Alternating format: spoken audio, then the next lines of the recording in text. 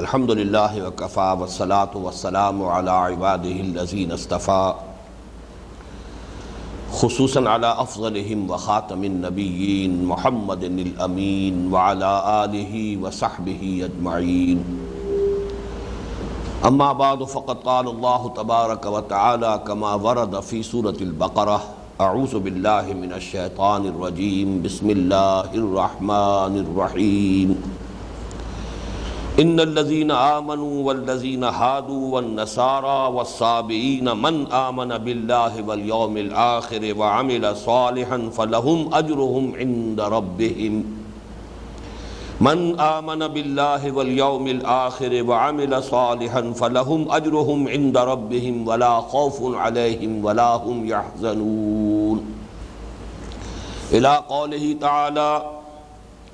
ثم قست قلوبكم من بعد ذلك فهي كالحجارة أو أشد قسوة وإن من الحجارة لما يتفجر منه الأنهار وإن منها لما يشقق فيخرج منه الماء وإن منها لما يهبط من خشية الله وما الله بغافل عما تعملون صدق الله العظيم رب اشرح لي صدري ويسر لي امري واحلل عقدة من لساني يفقهوا قولي اللهم ربنا الهمنا رشدنا واعذنا من شرور انفسنا اللهم ارنا الحق حقا وارزقنا اتباعه وارنا الباطل باطلا وارزقنا اجتنابه اللهم وفقنا لما تحب وترضى آمین یا رب العالمین۔ ہم نے سورہ بقرہ کے 8ویں رکوع کے مطالعے کا آغاز پچھلے ہفتے کر دیا تھا، لیکن آپ کو یاد ہوگا کہ ہمارا پورا وقت 8ویں رکوع کی پہلی آیت ہی کے مطالعے میں صرف ہوا اور اس پر بھی بحث مکمل نہیں ہو سکی تھی۔ لیکن چونکہ ہمارے سلسلہ درس میں اکثر و بیشتر کچھ نہ کچھ سامعین نئے ہوتے ہیں، تو تھوڑی سی تمہیدی بات جو ہے وہ کہنی ناگزیر ہے۔ سورہ بقرہ میں جو 10 رکوع ہیں کہ جن میں براہ راست خطاب ہے بنی اسرائیل سے،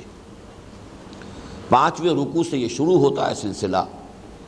اور ویسے تو 15ویں رکوع کے آغاز میں ختم ہوتا ہے، تو 10 رکوعوں سے بھی 2 آیتیں زیادہ ہیں۔ 15ویں رکوع کی بھی 2 آیتیں جو ہے اس سلسلہ کلام میں شامل ہیں، لیکن عرف عام میں یہی کہا جائے گا کہ 10 رکوع ہیں اس سورہ مبارکہ کے، اور آپ کو معلوم ہے کہ کل رکوع 40 ہیں، تو گویا کہ 1/4 جو ہے سورہ مبارکہ، سورہ بقرہ کا 1/4 حصہ بنی اسرائیل سے براہ راست خطاب پر مشتمل ہے۔ اس میں اولین تقسیم یہ ذہن میں رکھی ہے جو بار بار میں عرض کر چکا ہوں کہ پہلا رکوع جو 7 آیات پر مشتمل ہے وہ دعوت کا رکوع ہے، بنی اسرائیل کو محمد الرسول اللہ صلی اللہ علیہ وسلم اور قرآن حکیم پر ایمان کی دعوت دی گئی۔ یہ رکوع اس اعتبار سے بہت اہم ہے کہ آئندہ بھی، اب ظاہر بات ہے کہ نبی تو کوئی آنے والے نہیں ہیں، مسلمانوں میں بھی جب کوئی تجدیدی کوئی کوشش ہوگی، مسلمانوں میں پھر کوئی اللہ کے فضل و کرم سے اصلاح حال کے لیے کوئی جد و جہد ہوگی، اس لیے کہ ظاہر بات ہے کہ زوال آیا ہے اور زوال آتا رہا ہے۔ اسی لیے سلسلہ مجددین کی خبر دی تھی نبی اکرم صلی اللہ علیہ وسلم نے۔ سنن ابی داؤد کی یہ مشہور روایت ہے کہ ان اللہ یبعث فی ہذہ الامۃ علی راس کل 100 عام من یجدد لہا دینہا۔ ختم نبوت سے جو خلا پیدا ہوا ہے اس کو اللہ تعالیٰ نے 3 چیزوں سے پر کیا ہے۔ پہلی بات یہ کہ قرآن کے متن کی حفاظت کا ذمہ لے لیا، اس میں کوئی تحریف نہیں ہو سکتی۔ انا نحن نزلنا الذکر وانا لہ لحافظون۔ دوسرے یہ کہ مجددین امت کا ایک سلسلہ، ہر صدی میں ایسے لوگ اٹھتے رہیں گے کہ دین کی تعلیمات پر جو بھی کوئی گرد و غبار دائیں بائیں سے ادھر ادھر سے آ کر جو اثرات ہوں گے ان کو ہٹا کر صاف کر کے جو دین کی اصل شکل ہے اسے دوبارہ دنیا کے سامنے پیش کر دیں گے۔ یہ مجدد ہے، تجدید، تازہ کر دینا، نیا کر دینا۔ اور تیسری ضمانت اللہ نے یہ دی ہے، حضور کی ایک حدیث اس میں بھی وارد ہوئی ہے کہ لا تزال فی امتی طائفۃ قائمین علی الحق، میری امت میں ایک جماعت ہمیشہ حق پر قائم رہے گی۔ نہیں ہوگا کہ دنیا حق سے بالکل خالی ہو جائے، وہ جماعت مختصر ہو، تھوڑی ہو، لیکن بہرحال ایک جماعت ہمیشہ حق پر ضرور قائم رہے گی۔ یہ تین چیزیں ہیں کہ جن سے اللہ تعالیٰ نے ختم نبوت سے، یعنی بعثت انبیاء کا سلسلہ جو ختم ہوا حضور صلی اللہ علیہ وسلم کی ذات مبارکہ پر، تو اس سے جو خلا پیدا ہوا ہے اس خلا کو ان تین باتوں سے پر کیا ہے۔ اب ظاہر بات ہے جو بھی مجددین امت آئیں گے یا آتے رہے ہیں ان کا سابقہ ہوتا تھا مسلمانوں ہی سے، لیکن وہ مسلمان جو دین کی اصل روح سے بے خبر ہو گئے، بدعات میں مبتلا ہو گئے، توہمات میں مبتلا ہو گئے، دین پر صحیح جو روح ہے دین کی وہ ان پر واضح نہ رہی۔ اب ظاہر بات ہے کہ ان سے جب خطاب کریں گے وہ مجددین امت یا کرتے رہے ہیں تو اس کے لیے بھی اصول وہی ہوں گے کہ جو اس رکوع، پانچواں رکوع سورہ بقرہ کا جو ہے اس کی جو 7 آیات ہیں، یہ اصل میں گویا کہ اس اعتبار سے بمنزلہ فاتحہ ہے۔ جیسے سورہ فاتحہ کی 7 آیات ہیں، اسی طرح خطاب بنی اسرائیل کے ضمن میں بمنزلہ سورہ فاتحہ 5ویں رکوع کی 7 آیات ہیں۔ ریلائز کریں گے تو گویا کہ انہی میں یہ ہدایت مضمر ہے کہ جب بھی مسلمانوں میں کوئی تجدیدی کوشش ہو، مسلمانوں کو پھر دین کی اصل تعلیمات کی طرف رجوع کرنے کی دعوت دی جائے،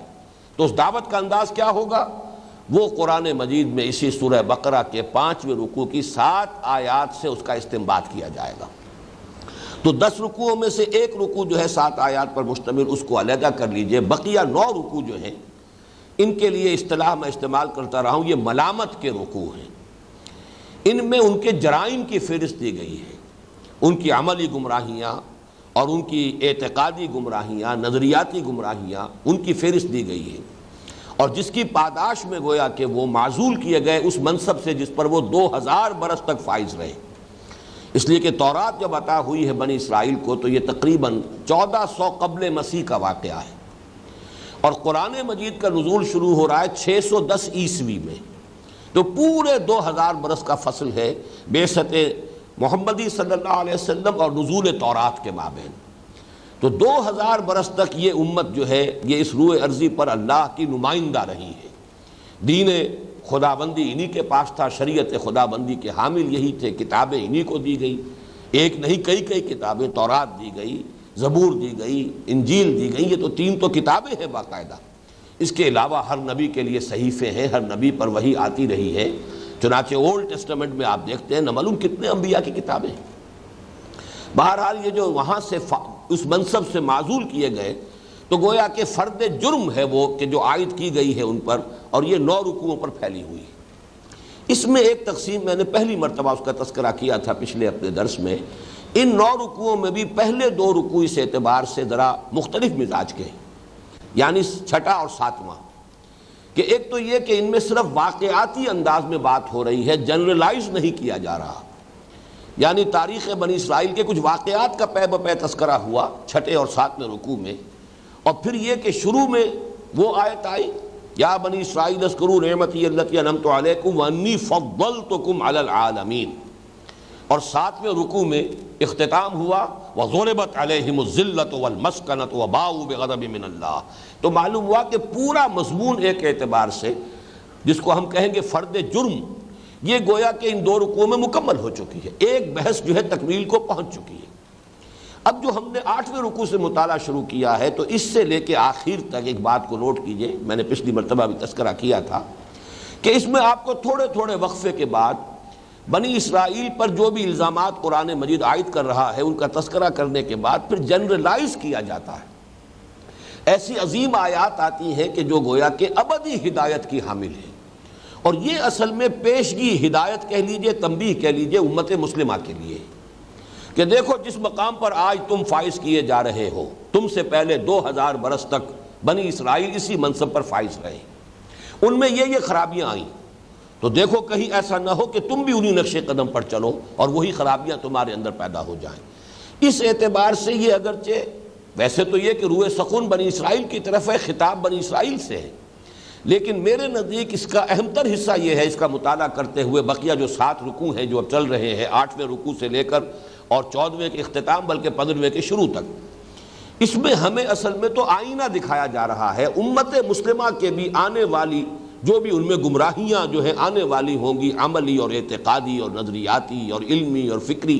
ان سب کی پیشگی تصویر دکھائی جا رہی ہے کہ یہ آئینہ ہے، اسی میں تم دیکھ سکتے ہو کہ وہی ساری خرابیاں تمہارے اندر بھی پیدا ہو گئیں کہ جو بنی اسرائیل میں پیدا ہوئی تھی۔ اس حوالے سے اس حصے کو پڑھتے ہوئے یہ خیال نہیں ہونا چاہیے کہ یہ صرف کوئی پچھلی داستانیں ہیں، اساطیر الاولین ہیں،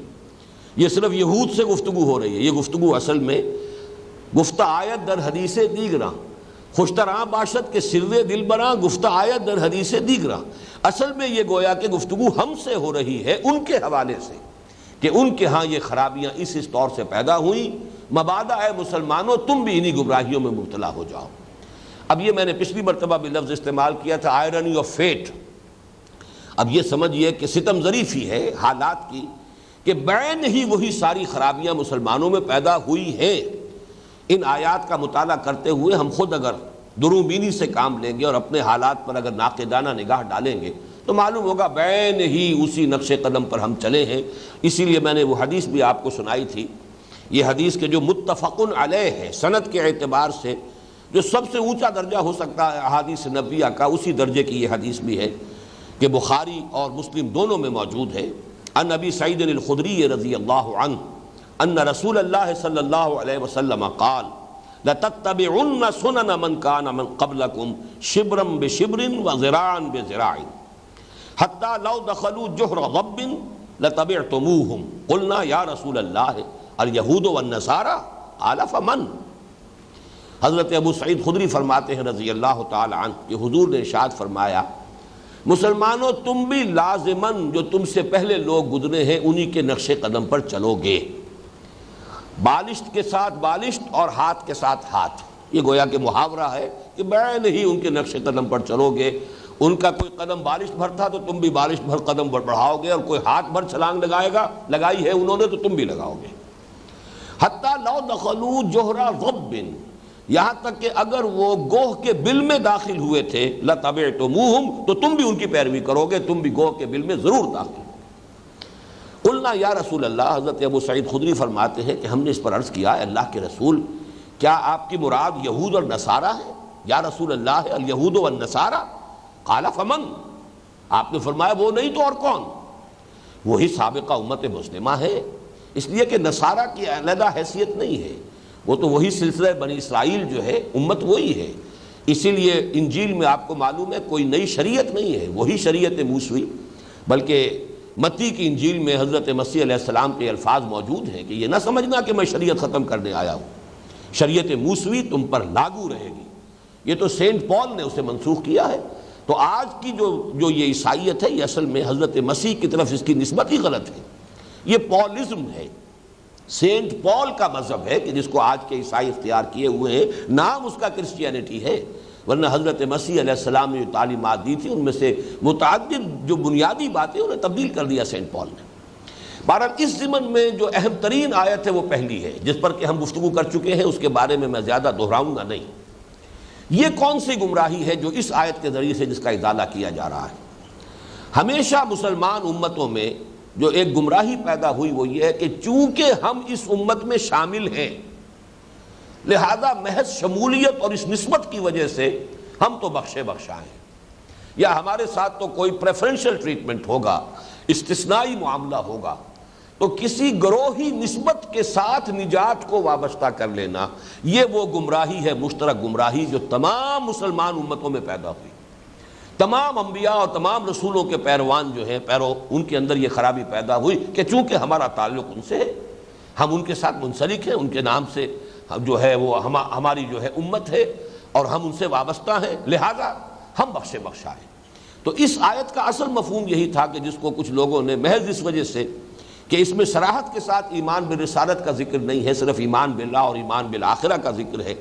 تو اس سے کچھ لوگوں نے وہ بحثیں نکال لی کہ نجات کے لیے ضروری نہیں ہے کہ سب لوگ محمد پر ایمان لائیں صلی اللہ علیہ وسلم، لوگ اپنے اپنے نبیوں پر ایمان رکھیں اور نیک عمل کرتے رہیں تو گویا کہ اس سے نجات ہو جائے گی۔ یہ بالکل ایک غلط مفہوم ہے جو اس سے اخذ کیا گیا، اور اس کے بارے میں تفصیل سے بحث میں کر چکا ہوں۔ اس آیت کے ضمن میں صرف جو ایک بات رہ گئی تھی کہ اس میں ان الذین آمنوا، اس سے تو مراد ہے کون؟ وہ لوگ جو اسلام لائے۔ میں نے وضاحت کر دی تھی کہ اس سے مراد در حقیقت ایمان حقیقی نہیں ہے، جو لوگ بھی مسلمانوں میں شامل ہو گئے، ان الذین آمنوا والذین ہادوا، اس پر بھی بحث میں کر چکا ہوں، اور جو یہودی ہوئے۔ وجہ تسمیہ کیا ہے یہود کا، اس پر بھی گفتگو ہو چکی ہے۔ والنصارہ اور نصارہ، ان کا وجہ تسمیہ جو ہے اس پر بھی پچھلی مرتبہ گفتگو ہو چکی ہے۔ صرف رہ گیا تھا تذکرہ والسابعین، یہ سابی کون ہے؟ اس کے بارے میں اصل میں چونکہ ہمارے ہاں جو تفسیری اقوال ہیں وہ بے شمار ہیں اور بہت اختلاف ہے۔ اب چونکہ اس نام سے کوئی فرقہ، کوئی گروہ، کوئی امت، کوئی قوم دنیا میں موجود نہیں ہے، اس حوالے سے بھی اس کے بارے میں اگر اختلاف رائے ہے تو وہ بات سمجھ میں آنے والی ہے۔ لیکن اس کے بارے میں ایک بات تو یقینی ہے، اور وہ یقینی بات یہ کہ یہ یقیناً یہ بھی اہل کتاب میں سے تھے، اس لیے کہ یہاں تذکرہ جو ہو رہا ہے نصارہ کا، یہود کا، تو وہ ان لوگوں کا ہو رہا ہے کہ جو اللہ کے رسولوں سے اپنے آپ کو منسوب کرنے والی امتیں تھیں۔ حضرت موسیٰ کی امت یہود، حضرت عیسیٰ کی طرف منسوب کرنے والے نصارہ۔ تو جب اس فہرست میں سابعین کا تذکرہ ہوا ہے تو یقیناً یہ بھی کسی نبی کی امت ہے، اہل کتاب ہیں۔ تو میرے نزدیک عقلی طور پر بھی ثابت ہوتا ہے کہ یہ سابعین جو ہیں یہ اہل کتاب ہیں۔ ویسے یہ کہ میں نے جب مطالعہ کیا ہے اس مرتبہ زیادہ تفصیل سے تو مجھے محسوس ہوا کہ اس پر تو تقریباً اجماع کا درجہ ہے۔ چنانچہ حضرت عمر رضی اللہ تعالیٰ عنہ کا قول بھی یہی ہے۔ حضرت عبداللہ ابن عباس حبر الامہ کہ جو تفسیر کے ضمن میں یوں سمجھیے کہ سب سے بڑا مرجع ہے، اس لیے کہ تفسیری روایات اکثر و بیشتر وہی ہیں کہ جو حضرت عبداللہ ابن عباس رضی اللہ تعالیٰ عنہما سے مروی ہیں۔ ان کے جو تابعین میں سے 4-5 شاگرد ہیں، حضرت مجاہد، حضرت اکرمہ، حضرت قتادہ، یہ سب لوگ وہ ہیں کہ جو شاگرد ہیں حضرت عبداللہ ابن عباس کے رضی اللہ تعالیٰ عنہما۔ ان کی رائے بھی یہ ہے کہ یہ اہل کتاب میں سے تھے۔ پھر یہ کہ متعدد تابعین کی رائے یہی ہے کہ یہ اہل کتاب ہیں، اور امام ابو حنیفہ رحمۃ اللہ علیہ کا یہی فتویٰ ہے کہ یہ اہل کتاب ہیں۔ ان کا ذبیحہ جائز ہے، جیسے کہ یہود اور نصارہ کا ذبیحہ سورہ مائدہ کی صریح آیت کی روح سے جائز ہے۔ اسی طرح ان کی خواتین سے مسلمانوں کے لیے نکاح کرنا جائز ہے، جیسے کہ یہود اور نصارہ کی خواتین سے نکاح کرنا جائز ہے۔ اور یہ لوگ جو ہے اب دو رائے ملتی ہیں۔ ایک تو یہ کہ یہ اپنے آپ کو حضرت یحییٰ علیہ السلام کی امت کہتے تھے، جو اب نہیں رہے دنیا میں۔ یہ موجود تھے نزول قرآن کے وقت، ان کا کچھ لوگ جو ہے موجود تھے شام اور عراق کی سرحد کے اوپر، یہ لوگ آباد تھے، کچھ شام کے علاقے میں، کچھ عراق کے علاقے میں، اور یہ لوگ کہتے تھے کہ ہم حضرت یحییٰ کی امت میں سے ہیں۔ لیکن میرے نزدیک دوسرا قول زیادہ راجح ہے، اور وہ یہ ہے کہ یہ حضرت ابراہیم علیہ السلام سے براہ راست اپنے آپ کو منسوب کرتے تھے۔ مجھے یہ بات اس لیے زیادہ قرین قیاس معلوم ہو رہی ہے کہ اس آیت میں جو تذکرہ ہے ان الذین آمنوا، یہ وہ ہیں جو محمد الرسول اللہ صلی اللہ علیہ وسلم پر ایمان لانے والے، والذین ہادوا، یہ وہ ہیں کہ جو حضرت موسیٰ علیہ السلام کی طرف اپنے آپ کو منسوب کر رہے ہیں، والنصارى، یہ وہ ہیں جو حضرت عیسیٰ کے ساتھ اپنے آپ کو منسوب کر رہے ہیں۔ اب اس میں جو اولو العزم من الرسل ہیں، ان میں چونکہ اسی علاقے میں خود حضرت ابراہیم علیہ السلام رہے ہیں، تو حضرت ابراہیم علیہ السلام کے ساتھ بھی تو کچھ لوگ ہوں گے کہ جو حضرت ابراہیم سے تو اپنے آپ کو منسوب کرتے رہے، لیکن یہ کہ وہ کسی اور دوسرے رسول پر ایمان نہیں لائے۔ چنانچہ آپ کو معلوم ہے کہ حضرت ابراہیم کی ایک نسل وہ ہے جو حضرت اسماعیل سے چلی ہے، جو حجاز میں آباد ہوئی۔ اس نسل میں 2500 برس تک کوئی نبی، کوئی رسول نہیں آئے،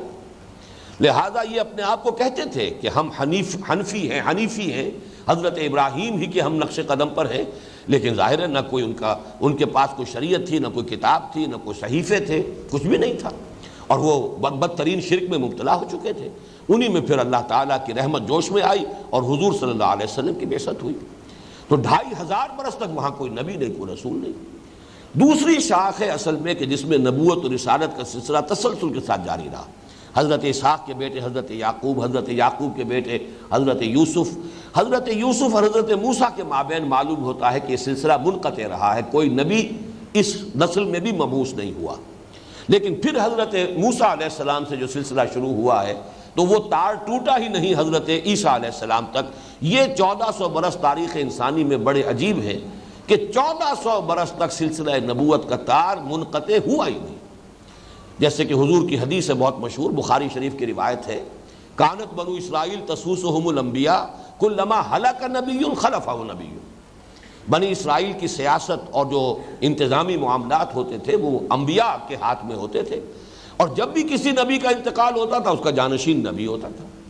تو حضرت موسیٰ سے لے کر حضرت عیسیٰ تک، بلکہ عجیب بات یہ ہے کہ اس نقطۂ آغاز میں بھی دو نبی موجود ہیں، موسیٰ کے ساتھ ہارون بھی ہیں علیہ الصلوۃ والسلام، اور جب وہ آ کر سلسلہ ختم ہوا تب بھی دو موجود ہیں، حضرت عیسیٰ کے ساتھ بھی حضرت یحییٰ موجود ہیں علیہ الصلوۃ والسلام۔ تو یہ تو ایک بڑا یونیک فنومینن ہے۔ لیکن آپ کو معلوم ہے کہ حضرت ابراہیم کی ایک تیسری اہلیہ بھی تھی، اور ان کی نسل ہے بنی قطورہ کہلاتی۔ ان کی بھی کافی اولاد تھی، ان میں سے صرف ایک شاخ میں تو ہمیں معلوم ہے مدین یا مدیان جو ان کے بیٹے تھے حضرت ابراہیم کے، تیسری اپنی زوجہ محترمہ حضرت قطورہ سے، ان میں حضرت شعیب علیہ الصلوۃ والسلام کی بعثت ہوئی ہے۔ لیکن بقیہ جو ان کی اولاد تھی وہ یہیں اسی علاقے میں کہیں آباد ہوئی، اور اس میں یقیناً جب کوئی نبی اور نہیں آئے، یا تو نہیں آئے یا قرآن مجید میں ان کا تذکرہ نہیں، تو ان میں جو لوگ رہے ہوں گے میں یہ سمجھتا ہوں کہ وہ سابعین ہیں کہ جو حضرت ابراہیم کی طرف تو اپنے آپ کو منسوب کرتے رہے، اور یہ وہی علاقہ ہے عراق اور شام کی سرحد پر۔ یہاں پر چونکہ وہاں پر زیادہ تر جو علاقہ ہے وہ تو پھر حضرت اسحاق کی نسل جب واپس آئے ہیں مصر سے ایکسوڈس کے بعد، تو فلسطین میں تو ان کی حکومت قائم ہو گئی۔ تو حضرت ابراہیم کی یہ تیسری نسل جو ہے اس سے جو منسلک لوگ تھے،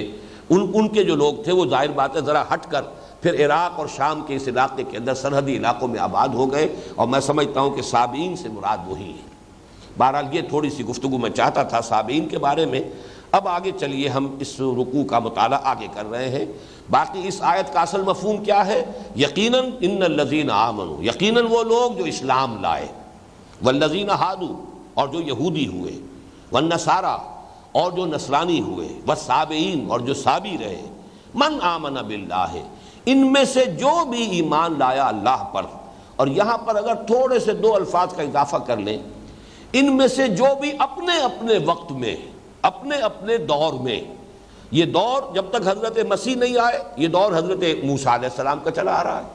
اس میں جس نے بھی جو بھی یہودی تھے وہ اگر ایمان حقیقی سے بہرہ ور ہے، اللہ پر آخرت پر ایمان درست ہے، عمل صحیح ہے، تو ان کے لیے نہ کوئی خوف ہے نہ حزن ہے، لہم اجرہم عند ربہم۔ حضرت مسیح کی بعثت کے بعد حضور تک 600 برس یہ حضرت مسیح کا دور ہے۔ اس دوران میں جو بھی حضرت مسیح پر ایمان رکھتا تھا اور اللہ پر اور آخرت پر اس کا ایمان صحیح تھا، عمل درست تھے، لہم اجرہم عند ربہم ولا خوف علیہم ولا هم یحزنون۔ گویا کہ محض ان کے ساتھ منسوب ہونا نجات کی ضمانت نہیں ہے، بلکہ اپنے اپنے رسولوں کے ساتھ نسبت کے ساتھ ساتھ اللہ اور آخرت پر صحیح ایمان، جس کے نتیجے میں عمل درست ہو جائے، یہ اصل شرط ہے۔ یہ بنائے نجات جو ہے وہ ایمان اور عمل صالح ہے۔ کسی گروہ کے ساتھ یا کسی شخصیت کے ساتھ وابستگی، کسی امت میں شامل ہونا، یہ نجات کی ضمانت نہیں۔ یہ اصل میں اس آیہ مبارکہ کا جو اصل حاصل ہے، لب لباب ہے۔ اب آگے چلیے، وَإِذْ أَخَذْنَا مِيثَاقَكُمْ وَرَفَعْنَا فَوْقَكُمُ الطُّورَ، اور یاد کرو جب کہ ہم نے تم سے عہد لیا تھا۔ میثاق، وثق کہتے ہیں کسی شے کو مضبوط کر لینا، اسی سے توثیق بھی آتی ہے، اردو زبان میں بھی استعمال ہوتا ہے میثاق، اور یہ موثاق اصل میں ہے، تو اس میں در حقیقت نتیجہ نکلتا ہے وہ شے کہ جو باندھ لے، یہ آلہ، اس میں آلہ بن گیا، اس میں آلہ ہے، موثاق باندھ لینے والی شے۔ تو اذ اخذنا میثاقکم، اس لیے کہ معاہدہ جو ہوتا ہے وہ در حقیقت دو فریقوں کو جکڑ لیتا ہے، آپس میں باندھ دیتا ہے۔ وَإِذْ أَخَذْنَا مِيثَاقَكُمْ، اور یاد کرو اے بنی اسرائیل جب کہ ہم نے تم سے تمہارا عہد لیا، وَرَفَعْنَا فَوْقَكُمُ الطُّورَ، اور ہم نے تم پر پہاڑ کو اٹھا دیا، خُذُوا مَا آتَيْنَاكُمْ بِقُوَّةٍ، تھامو مضبوطی کے ساتھ جو کچھ ہم نے تمہیں دیا ہے، خُذُوا، لو، تھامو، پکڑو، ما آتیناکم، جو کچھ ہم نے تمہیں دیا ہے، بقوت، طاقت کے ساتھ، واذکروا ما فیہ، اور یاد رکھو اس کو جو کچھ اس میں ہے، لعلکم تتقون، تاکہ تم نجات پاؤ، تاکہ تم بچ جاؤ، تاکہ تم متقی بن جاؤ۔ اس پر گفتگو بعد میں ہم کریں گے۔ یہ اصل میں اس واقعے کا تذکرہ ہو رہا ہے جب کہ تورات حضرت موسیٰ علیہ السلام کو دے دی گئی۔ اس کے بعد کے بعض مواقع جو ہے، واقعات جو ہے وہ تو 7ویں رکوع میں آ چکے ہیں، لیکن یہ کہ اب جو تذکرہ ہو رہا ہے کہ آخر کار اللہ تعالیٰ نے پھر جب وہ تورات دے کر پھر ایک قول و قرار دیا ہے بنی اسرائیل سے، اور یہ اس وقت دامن طور میں اس وقت ان کا ڈیرا تھا۔ مصر سے نکلنے کے بعد جو بھی یہ صحرائے سینا کے اندر، یوں سمجھیے کہ سینائی پیننسولا جو ہے یہ ٹرائنگل ہے، جیسے ہندوستان جو ہے جنوبی ہند وہ ایک ٹرائنگل بن جاتا ہے، تو جیسے اس کی لوئسٹ ٹپ ہے، اسی طریقے سے یہ جو ایک جزیرہ نما کہہ لیجئے، اور سینائی پیننسولا جو ہے اس کی جو جنوبی ٹپ ہے، یہاں پر وہ کوہ طور ہے، یہاں پر پڑاؤ رہا ہے، اور یہیں سے پھر بلائے گئے تھے حضرت موسیٰ علیہ السلام طور پر، اور وہاں پھر تورات انہیں دی گئی۔ واپس آئے ہیں۔ اب اس کے بعد جب قول و قرار ہو رہا ہے، اس لیے کہ تورات دی گئی حضرت موسیٰ علیہ السلام کو، لیکن اصل میں تو دی گئی ہے بنی اسرائیل کے لیے۔ اب ان سے قول و قرار لیا جا رہا ہے کہ تم اس کی پابندی کرو گے، مضبوطی سے تھامو گے، اس شریعت کو جو ہے اپنی زندگی میں لاگو کرو گے۔ اس قول و قرار کے وقت اللہ تعالیٰ نے خاص جو ہے شکل یہ کی کہ ایک رعب پیدا کرنے کے لیے، ان کے دلوں کے اندر خشیت پیدا کرنے کے لیے پہاڑ کو ان کے سروں پر بلند کر دیا۔ یہ معاملہ ذرا میں چاہتا تھا، وہ بات رہ گئی کہ ایک اصولی بات میں یہاں، چونکہ آج کے درس میں کئی واقعات آئیں گے جو خرق عادت ہے، عام طور پر ہونے والی باتیں نہیں ہیں۔ پورے پہاڑ کو لوگوں کے سروں پر اٹھا دینا، انسانوں کو بندروں کی شکل میں مشق کر دینا، یا جیسے آگے ایک واقعہ آئے گا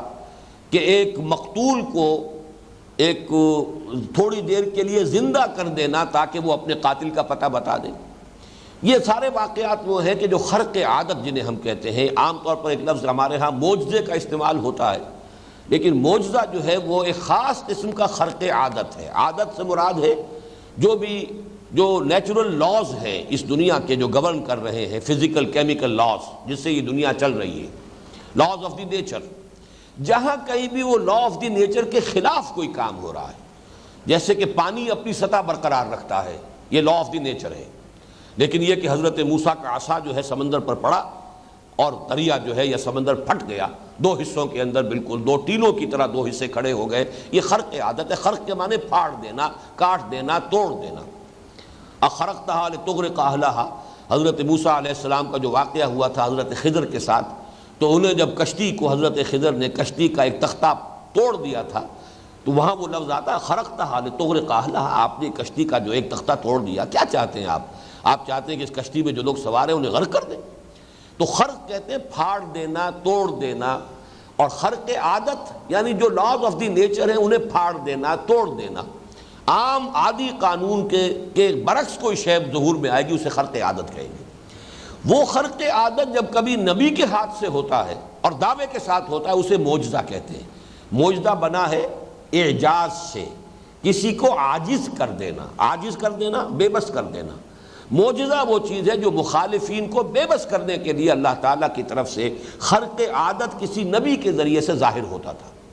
جیسے کہ حضرت صالح علیہ السلام کی قوم نے مطالبہ کیا تھا کہ ہم مان لیں گے آپ کو کہ آپ اللہ کے رسول ہیں اگر ہماری نگاہوں کے سامنے ابھی سامنے چٹان میں سے ایک گابھن اونٹنی برآمد ہو جائے، یہ ہمارا مطالبہ ہے، یہ معجزہ آپ دکھا دیجیے۔ یہ گویا کہ یہ ایک نشانی انہوں نے طلب کی، اللہ تعالیٰ نے ان کی بات مان لی اور وہ گابھن اونٹنی جو ہے برآمد ہو گئی۔ اب گویا کہ وہ عاجز آ گئے، اب ان کے پاس کوئی اب دلیل نہیں تھی، کوئی بہانہ نہیں تھا کہ حضرت صالح کی دعوت کو وہ رد کر سکے۔ تو معجزہ وہ خرق عادت ہے جو کوئی نبی یا رسول دعوے کے ساتھ دکھاتا ہے۔ عام خرق عادت عام لوگوں کے ذریعے سے بھی اللہ تعالیٰ کبھی کبھی، جنہیں ہم کرامات کہتے ہیں، اللہ تعالیٰ اپنے نیک بندوں کے ذریعے سے بعض اوقات ایسی چیز ظاہر کروا دیتے ہیں کہ جو عام حالات میں سمجھ میں نہیں آتی، اس کی کوئی توجیہ ممکن نہیں ہے، تو اس کو کسی بھی غیر نبی کے لیے اسے کرامات کہا جاتا ہے۔ وہ کرامت ہے، اللہ تعالیٰ کسی کی عزت اور اعزاز کے لیے اس کے ذریعے سے کوئی ایسی شے ظاہر کر دے، لیکن اس میں کبھی دعویٰ نہیں ہوگا، اس لیے کہ وہ جو نبی کا معاملہ ہوتا ہے وہ تو پھر مطالبے کے مطابق اور دعوے کے ساتھ کہ یہ میں جو پیش کر رہا ہوں، جیسے کہ حضرت موسیٰ علیہ السلام نے دعوے کے ساتھ دو نشانیاں پیش کی، اپنا عصا ہے اور اپنا وہ جو آپ کا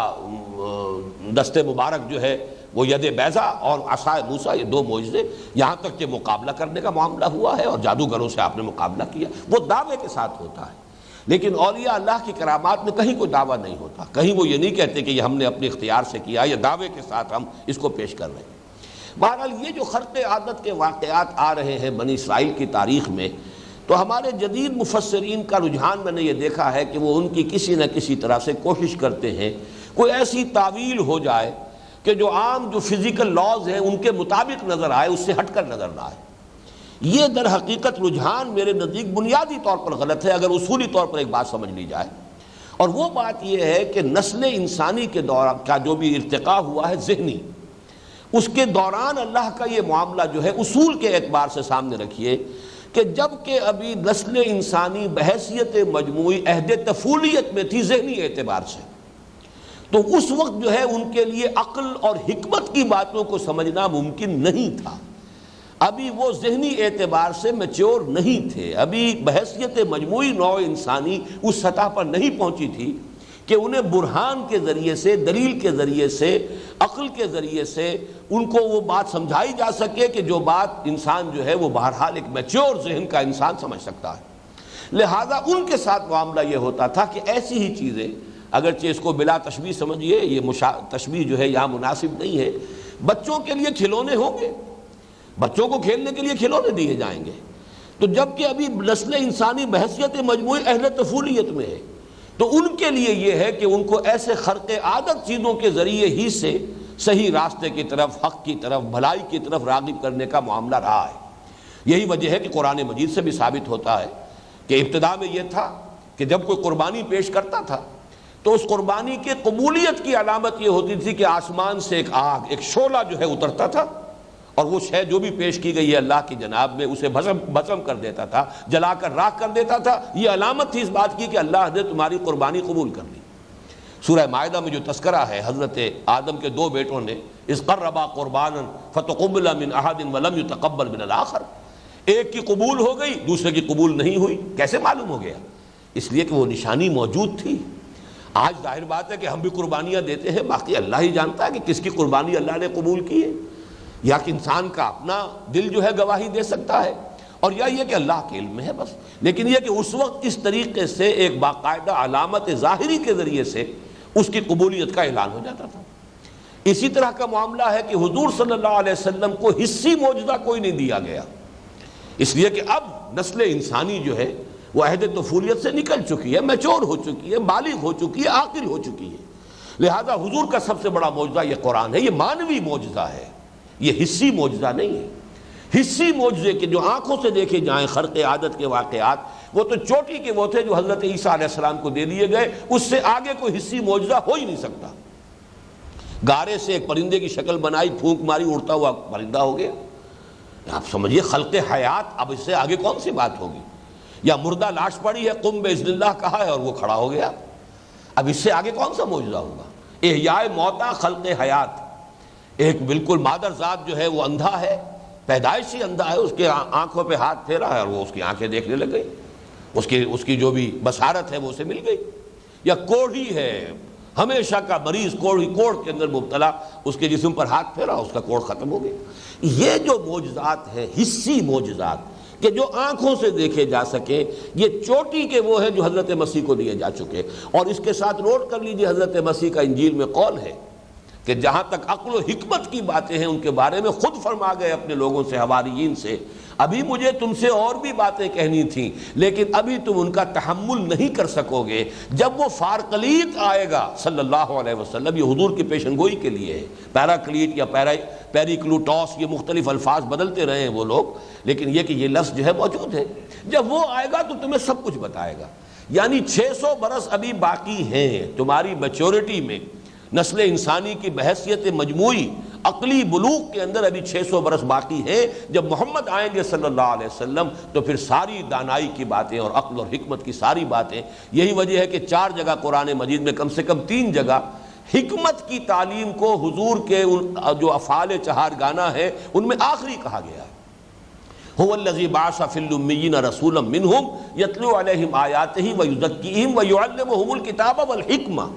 یہ تعلیم حکمت جو ہے یہ گویا کہ محمد الرسول اللہ صلی اللہ علیہ وسلم کی تعلیم و تربیت کا سب سے اونچا مرحلہ ہے۔ یہ گویا کہ یوں سمجھیے کہ اسپیشلائزیشن ہے،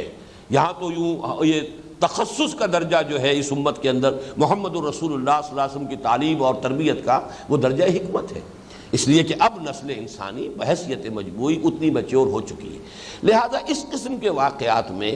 خرق عادت چیزوں کی توجیح کرنے کی، دائیں سے بائیں سے، ادھر سے ادھر سے، توڑ مروڑ کے، یہ جن کے ہاں بھی آپ پائیں، اگر اس اصول کو دیکھ لیں کہ اس دور میں یہ باتیں ہوتی تھیں اور اس وقت نسل انسانی ابھی چونکہ ذہنی طور پر بلوغ کے اس مرحلے کو نہیں پہنچی تھی، لہذا خرق عادت ہی کے ذریعے سے انہیں زیادہ مائل کرنا حق کی طرف اور سیدھے راستے کو اختیار کرنے کی طرف، یہ وہ معاملہ تھا جو اللہ تعالیٰ نے اختیار فرمایا۔ یہی وجہ ہے کہ جب انہیں شریعت دی گئی، کتاب دی گئی، اب جب ان سے قول و قرار لیا گیا تو اس وقت کوہ طور کو ان کے سروں پر معلق کر دیا گیا۔ اب اس کی بعض مفسرین نے تعویل کی ہے کہ بس زلزلہ سا آیا تھا اور زلزلے کی وجہ سے انہیں ایسا محسوس ہوا تھا کہ شاید یہ پہاڑ ہم پر گر جائے گا. حالانکہ جو الفاظ ہیں وہ اس قدر کھلے ہیں کہ ان میں اس قدر کی اس قسم کی تعویل کرنا، جیسے بعض لوگوں نے حضرت موسیٰ علیہ السلام کے عصا سے جو سمندر پھٹا تھا، اب وہ ان کو بھی کہا انہوں نے کہ یہ ایک مد و جزر کا معاملہ تھا.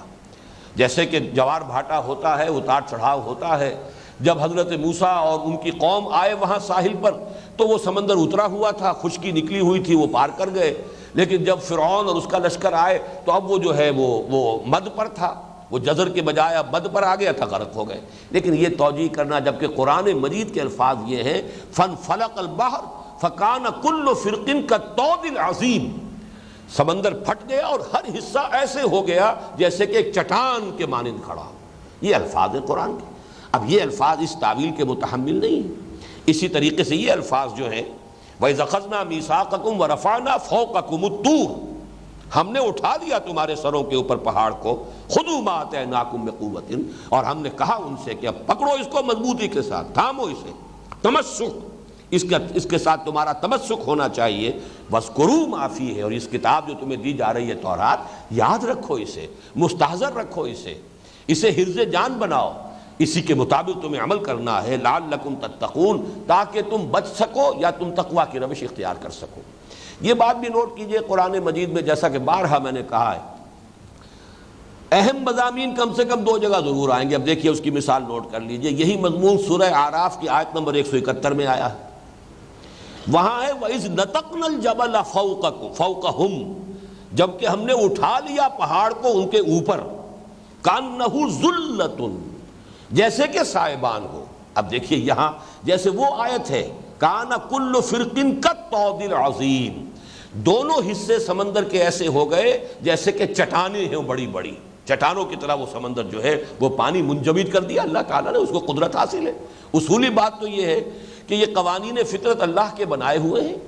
ان کو بنا کر اللہ تعالیٰ جو ہے معطل نہیں ہو گیا، اس کی قدرت جو ہے سلب نہیں ہو گئی. وہ یہ نہیں ہے کہ ہمیشہ کے لیے پابند ہو گیا اپنے قانون کا. وہ جب چاہے قانون توڑ کر اپنے خصوصی اختیار سے جو چاہے ظاہر کر دے، جو چاہے جو اس کا جو ہے ظہور فرما دے.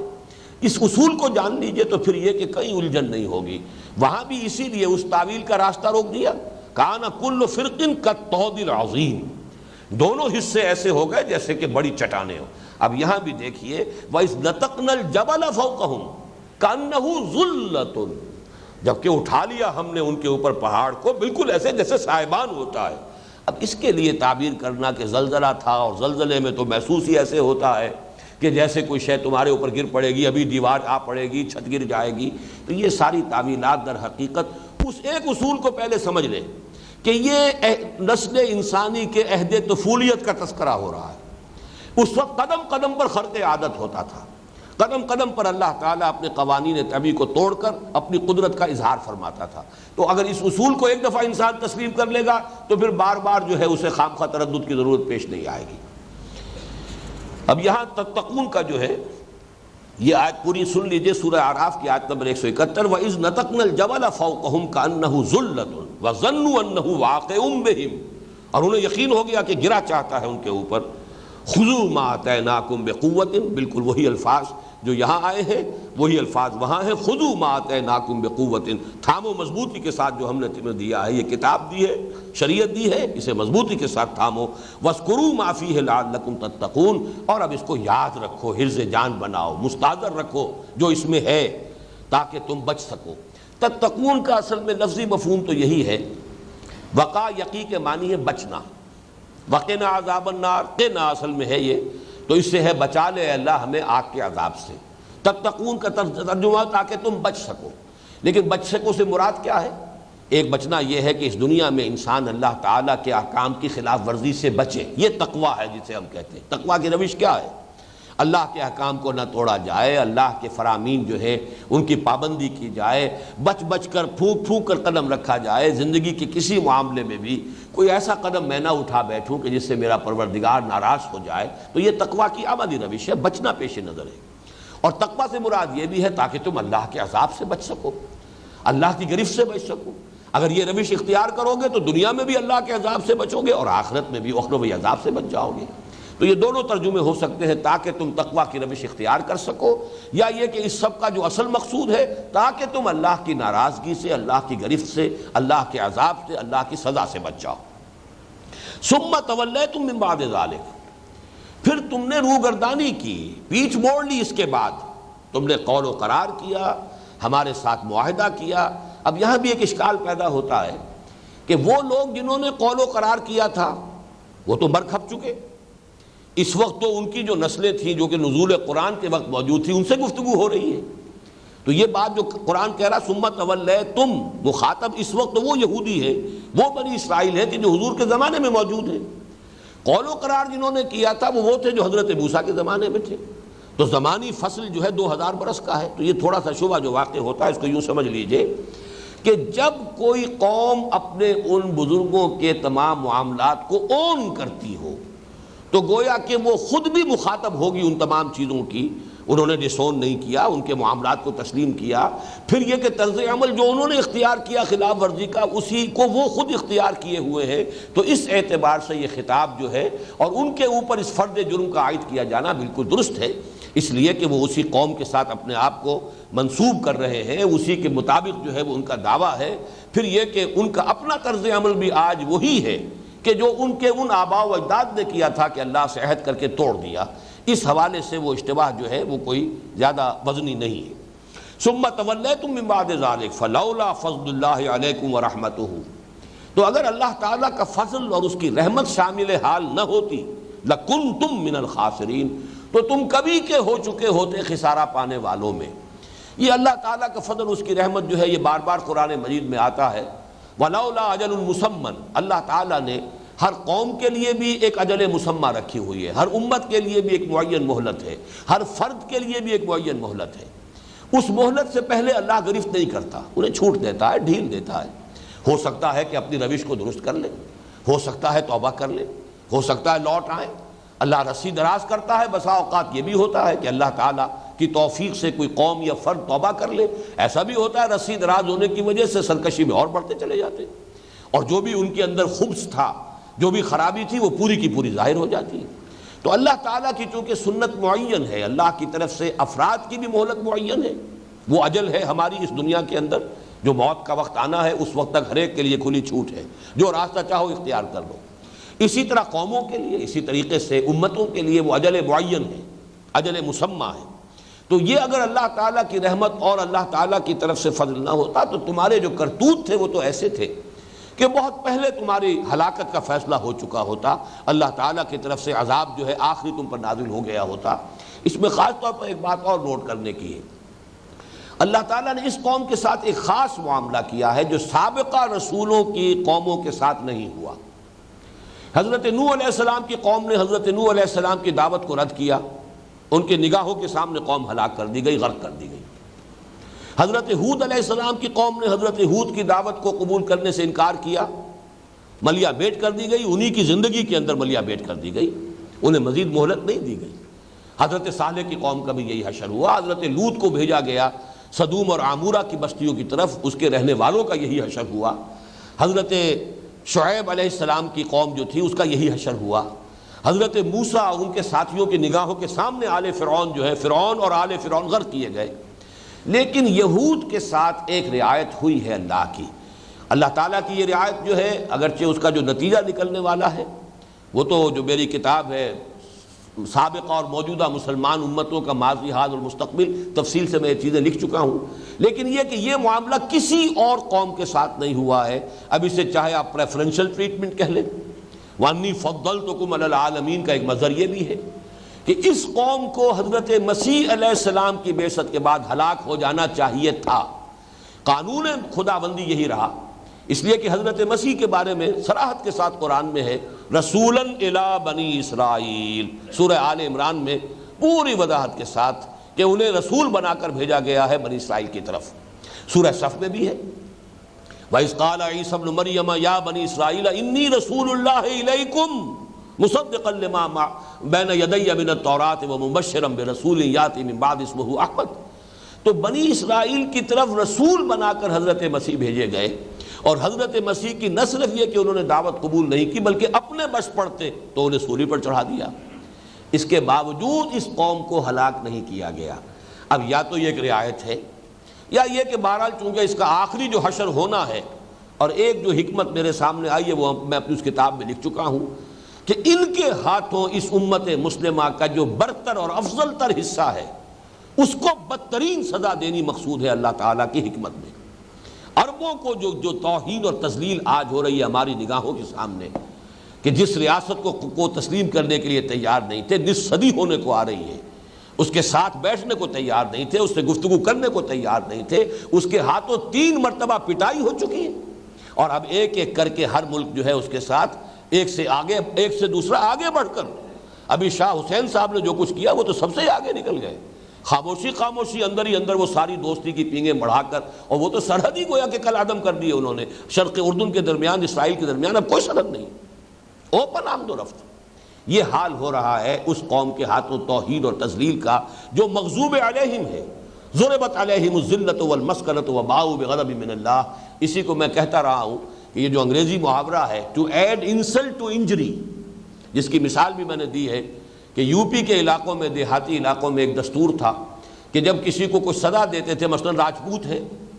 اب راجپوت کو کہ کوئی بڑا غلط حرکت اس سے سرزد ہو گئی، جوتیاں لگانی ہیں اس کو، تو چمار کے ہاتھوں سے جوتیاں لگواتے تھے تاکہ ایک تو جوتی لگنے کی جو تکلیف ہے وہ ہو، اور ایک یہ کہ چمار کے ہاتھوں جوتی لگ رہی ہے، یہ ہے to add insult to injury والی بات۔ یہ معاملہ اس امت کے افضل حصے کے ساتھ، یعنی عرب افضل ہے، اس میں کوئی شک نہیں،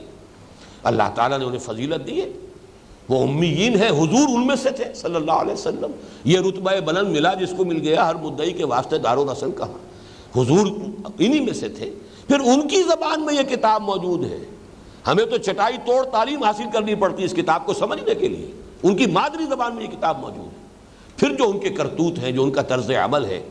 ان کا رخ جو ہے جدھر ہے، جس طرح اللہ کی کتاب کو انہوں نے اپنی پیٹھوں کے پیچھے پھینکا ہے، نبذ فریق من الذین اوتوا الکتاب کتاب اللہ وراء ظہورہم، تو اس کی سزا جو ہے آج شاید اسی لیے ان کو باقی رکھا گیا کہ اس امت مسلمہ، امت محمد صلی اللہ علیہ وسلم کے افضل حصے کی پٹائی، اور ان پر جو اللہ تعالیٰ کا عذاب آنا وہ ان کے ہاتھوں آئے گا۔ اس کے بعد ان کی آخری جو ہے وہ ایکسٹرمینیشن، اور وہ حضرت مسیحی کے ہاتھوں ہوگی، وہ قانون خداوندی پورا ہوگا، جیسے حضرت نوح کی نگاہوں کے سامنے ان کی پوری قوم غرق ہوئی، حضرت ہود کے عین اپنے سامنے ان کی پوری قوم جو ہے وہ ہلاک کی گئی، حضرت صالح کے سامنے ان کی قوم ہلاک کی گئی، حضرت لوط علیہ السلام کی موجودگی میں، بلکہ یہ کہ ذرا انہیں کہہ دیا گیا تھا کہ یہاں سے چلے جاؤ، ورنہ یہ ہے کہ ان کی زندگی ہی میں وہ پوری دونوں بستیاں ختم ہوئی، اور حضرت موسیٰ کے تو عین نگاہوں کے سامنے آل فرعون غرق کیے گئے۔ اسی طریقے سے حضرت عیسیٰ کے ہاتھوں ہی یہ قوم ہلاک ہونی ہے، حضرت عیسیٰ علیہ السلام کو دوبارہ آنا ہے، زندہ آسمان پر اٹھائے گئے ہیں، اور آخری دور کے یہ واقعات جو ہے اس کے لیے سٹیج بالکل تیار ہو رہا ہے۔ تمہید جس کو کہتے ہیں، تمہید کہتے ہیں اسے ہے بستر بچھانا، مہدت لہو تمہیدا، اس کے لیے میں نے پوری طرح راہ جو ہے ہموار کر دی ہے، ان حالات و واقعات کے لیے سٹیج تیار ہو رہا ہے، بلکہ ہو چکا ہے۔ بہرحال اس کو نوٹ کر لیجئے، ثم تولیتم من بعد ذلک فلولا فضل اللہ علیکم ورحمتہ لکنتم من الخاسرین۔ اب دوسرا واقعہ آ رہا ہے ان کی تاریخ کا، وَلَقَدْ عَلِمْتُمُ الَّذِينَ اعْتَدَوْا مِنْكُمْ فِي السَّبْتِ فَقُلْنَا لَهُمْ كُونُوا قِرَدَةً خَاسِئِينَ فَجَعَلْنَاهَا نَكَالًا لِمَا بَيْنَ يَدَيْهَا وَمَا خَلْفَهَا وَمَوْعِظَةً لِلْمُتَّقِينَ۔ اور تم خوب جانتے ہو، وَلَقَدْ عَلِمْتُمْ، یہ اندازہ تم خوب جانتے ہو، یہ واقعہ جو ہے ان کی تاریخ کا معلوم ہوتا ہے کہ بنی اسرائیل میں پوری طرح معروف تھا، مشہور تھا، لوگ جانتے تھے کہ یہ واقعہ ہمارے ایک حصے کے ساتھ، ایک قبیلہ ان کا جو ہے آباد تھا، اور حضرت داؤد علیہ السلام کے عہد کے اندر ہی یہ واقعہ پیش آیا ہے۔ حضرت داؤد کا زمانہ حضرت مسیح سے 1000 برس قبل کا زمانہ ہے۔ اس زمانے میں ان کی بنی اسرائیل کا کوئی ایک قبیلہ آباد تھا جو اب جو شہر ایلات ہے، ایلات یا ایلا یا عقبہ، اسی کا جو ہے صدر ناصر صاحب نے بلاکیڈ کیا تھا، تو 1967 کی جنگ ہوئی تھی۔ 1967 کی عرب اسرائیل جنگ جو ہے کیوں ہوئی، ٹریگر کیوں ہوئی، اس کا واقعہ یہی تھا کہ ایلات کا بلاکیڈ کیا صدر ناصر نے۔ یہ اصل میں اسرائیل کا واحد راستہ تھا کہ جو بحیرہ قلزم سے اس کے پاس جو ساز و سامان آتا تھا، یہ ایک ہی بندرگاہ اس کی تھی، باقی تو بندرگاہیں جو بھی ہیں وہ بحیرہ روم کے ساتھ ہے، لیکن یہ کہ جنوب کے ٹپ پر جو اس کی تھی، اسرائیل کی بالکل جنوبی سرحد کے ساتھ یہ ایلا یا ایلات کی بندرگاہ ہے، اور اس علاقے میں اس زمانے میں بنی اسرائیل کا ایک قبیلہ آباد تھا، اور چونکہ سمندر کے کنارے رہتے تھے تو ماہی گیری ان کا پیشہ تھا، مچھلیاں پکڑتے تھے، اسی سے ان کی جو ہے وہ گزر بسر ہوتی تھی۔ وہاں انہوں نے پھر سبت کا قانون جب ہے وہ ان کے ہاں تھا بڑا سخت۔ اصل میں تو یہ جان لیجئے کہ اللہ تعالیٰ نے ہفتے کا ایک دن جو مخصوص کیا تھا کہ باقی 6 دن تم اپنے جو بھی دھندے کرتے ہو، کاروبار کرتے ہو، ایک دن ہفتے کا ہماری یاد کے لیے وقف کر لو۔ تو اللہ نے تو یہ دن مقرر کیا تھا جمعے کا، وہی کہ جو پھر آخر میں امت مسلمہ، امت محمد صلی اللہ علیہ وسلم کو پھر وہ نعمت اللہ نے عطا فرما دی۔ لیکن یہودیوں نے شرارت کر کے جمعے کی بجائے اپنے لیے سبت کا دن، ہفتے کا دن اختیار کیا۔ عیسائی اس سے ایک دن اور آگے گئے، انہوں نے اتوار کا دن اختیار کیا۔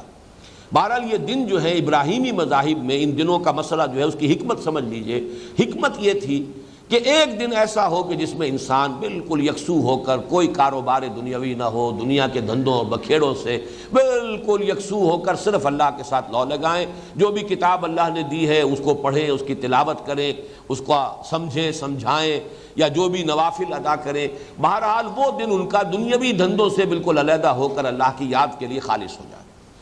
اس میں کوئی بھی کاروبار دنیاوی کرنا مطلقاً حرام تھا۔ ہمارے ہاں جمعے کے معاملے میں اللہ نے بہت تخفیف کر دی ہے۔ وہ حرمت کا حکم جو ہے اذان جمعہ سے لے کر اور نماز کے ادا ہونے تک ہے صرف۔ یا ایھا الذین آمنوا اذا نودی للصلاۃ من یوم الجمعۃ فاسعوا الی ذکر اللہ وذروا البیع، چھوڑ دو کاروبار۔ یہ ذروا البیع جو ہے امر کا صیغہ ہے، تو کاروبار دنیاوی مطلقاً حرام ہو جاتا ہے جمعے کے دن، ہمارے ہاں بھی جمعے کی اذان کے ساتھ۔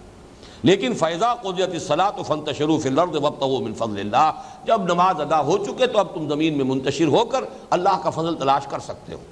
گویا کہ صرف اتنی سی مدت کے لیے وہ حکم اللہ نے آسان کر دیا ہے شریعت محمدی میں، جمعے کے دن صرف اتنے وقت کے لیے کاروبار دنیاوی حرام ہے۔ شریعت موسوی میں یہ پورا دن جو ہے سبت کا یہ حرام مطلق تھا۔ اب بھی جو لوگ پریکٹسنگ یہودی ہیں امریکہ میں، وہ ہفتے کے دن کوئی ٹیلی فون کال بھی ریسیو نہیں کرتے، اس قدر وہ اب بھی پابندی کر رہے ہیں۔ جو بھی پریکٹسنگ ہے، کم تعداد ہے یہودیوں میں کہ جو واقعتاً اپنی شریعت کے اوپر عمل پیرا ہیں، لیکن امریکہ میں خاص طور پر نیو یارک میں، جس کو کچھ لوگ جیو یارک کہتے ہیں اس لیے کہ بڑی کثیر تعداد میں یہودی وہاں آباد ہیں، بڑے بڑے علاقے ایسے ہیں جو ایکسکلوسیولی جو یہودی لوکیلٹیز ہیں، ان میں ان کے سینیگاگس ہیں، اور آپ ان کے ہاں دیکھیں گے چلت پھرت جو ہے ان کی بڑی لمبی لمبی داڑھیں، لمبے لمبی زلفیں، لمبے لمبے سیاہ کوٹ ان کے، اور دور سے کوئی شخص دیکھے تو معلوم ہو کہ کوئی بہت ہی بڑا کوئی عالم دین مسلمان چلا آ رہا ہے، سوائے اس کے کہ وہ ٹوپی ان کی چونکہ ہے وہ کالی ٹوپی، صرف اس کے ساتھ چونکہ وہ ہیٹ نما چھجا بھی ہوتا ہے، اس سے تو آپ سمجھ سکتے ہیں کہ یہ یہودی ہے، ورنہ باقی ہر اعتبار سے وہ بڑا متشرع قسم کا مسلمان نظر آتا ہے۔ اس لیے کہ شریعت موسوی اور شریعت محمدی علیہ صاحب الصلاۃ والسلام میں بہت سی چیزوں میں بڑی مماثلت ہے۔ بنیادی تو حکم وہی تھے جو کہ شریعت موسوی میں دیے گئے تھے، اسی میں کچھ تبدیلیاں ہوئی ہیں کہ جو شریعت محمدی صلی اللہ علیہ وسلم کی شکل میں ہمارے سامنے۔ تو بہرحال ان کے ہاں جو یہ سبت کا حکم بہت سخت تھا، اس میں یہ کہ مچھلیوں کو پکڑنے کے لیے باہر ہے، ان پر پابندی تھی۔ اللہ تعالیٰ نے حیوانات میں بھی ایک حص رکھی ہوئی ہے، بلکہ آج تو ہمیں معلوم ہے کہ جمادات میں بھی حص ہے، پتھروں میں بھی حص ہے، احساس ہے، نباتات میں بھی ہے، تو حیوانات میں تو ظاہر بات ہے اس سے کہیں بڑھ کر ہے۔ مچھلیوں کو بھی اندازہ ہو گیا کہ ہفتے کا ایک دن ہمیں کوئی کچھ نہیں کہتا، باقی 6 دن ہماری شامت رہتی ہے، تو وہ 6 دن جو ہے وہ ڈیپ واٹرز کے اندر ساحل سے دور چلی گئی، اور ہفتے کا دن جب آیا اب ساحل کے قریب آ رہی ہیں، اٹکیلیاں کر رہی ہیں، چھلانگیں لگا رہی ہیں، جیسے کبھی کماڑی میں کھڑے ہو کر دیکھیں آپ کبھی، تو کبھی کبھی کوئی جو ہے مچھلی جو ہے چھلانگ لگا کے اوپر آتی ہے، پھر وہ غڑپ سے پانی میں جاتی ہے۔ اب یہ اٹکیلیاں کر رہی ہیں، یہ غریب کھڑے دیکھ رہے ہیں، کیا کریں، پکڑ نہیں سکتے، ہاتھ بندھے ہوئے، شریعت نے ہاتھ باندھ دیا ہے۔ لیکن یہ کہ ہوتے ہوتے جب ایمان کمزور پڑا تو اب ہوتا یہ ہے کہ شریعت کو ظاہر کو برقرار رکھتے ہوئے اس کی روح کو ختم کرنا، یہ ہے وہ مرض جو مسلمان امتوں کا مشترک مرض ہے، ہم میں بھی پیدا ہوا، اور اس کی ایک بڑی مثال ان کے ہاں جو ہے بہت نمایاں مثال اس شکل میں آئی۔ انہوں نے کرنا یہ شروع کر دیا کہ ہفتے کے روز بڑے بڑے گڑھے کھود کر سمندر کا پانی مچھلیوں سمیت وہ چلا آیا ہے، گڑھوں کے اندر جو ہے وہ لے آئے، اور پھر ان کا جو تعلق تھا سمندر کے ساتھ اس کو بلاک کر دیا۔ اب یہ پونڈ جو بن گئے، یہ جو تالاب بن گئے ساحل کے ساتھ ساتھ، ان میں مچھلیاں بھی ہیں، سمندر میں واپس جانے کا راستہ انہوں نے بلاک کر دیا. مچھلی پکڑی تو نہیں،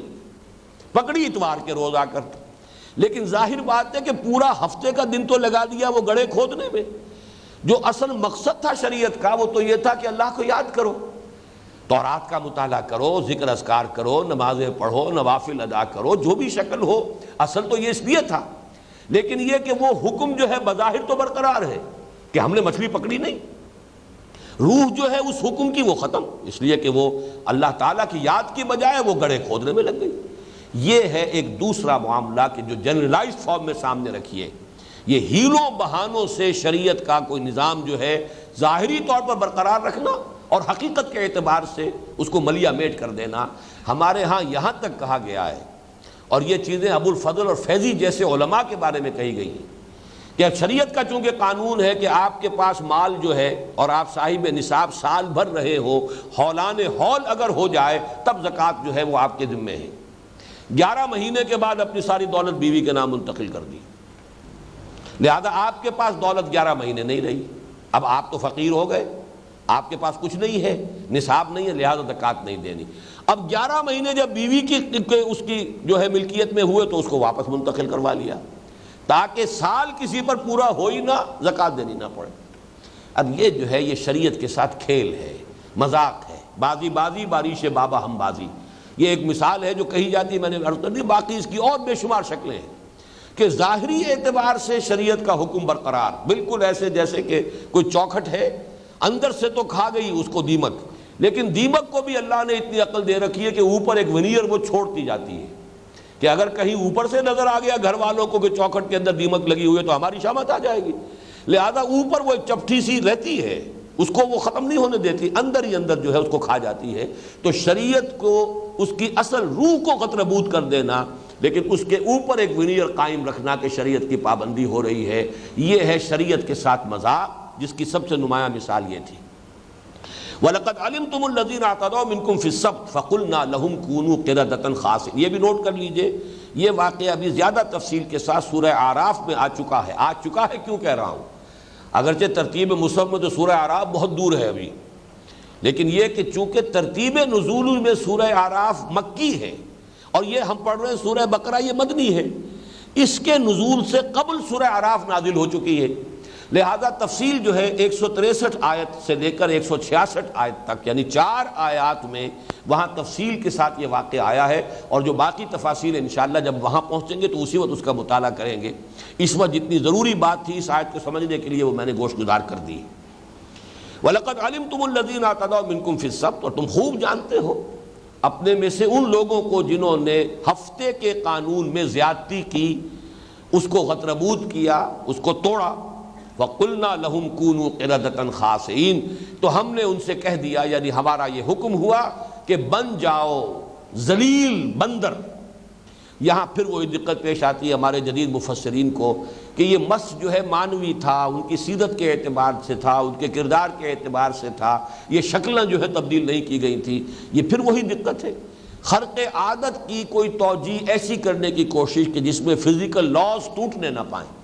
یہ اصل میں ایک خاص دور میں تو اس کا بہت ہی ہمارے علماء اور مفسرین کو جو ہے اس کا بہت شوق رہا ہے،